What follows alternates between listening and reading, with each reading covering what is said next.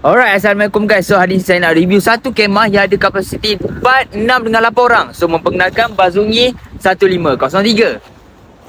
Untuk kemah Bazungi 1503 ni dia ada 3 saiz, 4, 6 dengan 8. Alright guys, untuk material dia menggunakan polyester taffeta. So memang 100% waterproof tau. So untuk bahagian tantai dia pula dia menggunakan polyester juga yang mempunyai ketahanan lasak yang sangat kuat. Untuk aktiviti outdoor, camping sangatlah sesuai.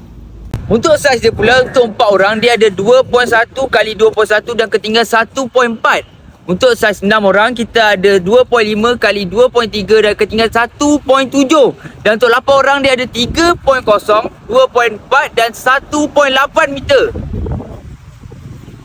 Untuk dia punya fiber rod pula, jangan risau, ketahanan dia memang kuat daripada 8mm sampai ke 11mm mengikut pada saiz. Okey guys, untuk siapa-siapa yang nak dapatkan kemah Bazungi untuk sekolah ataupun resort boleh dapatkan di mana? Di Outdoor Concept di Space UH HNU 8 Shah Alam.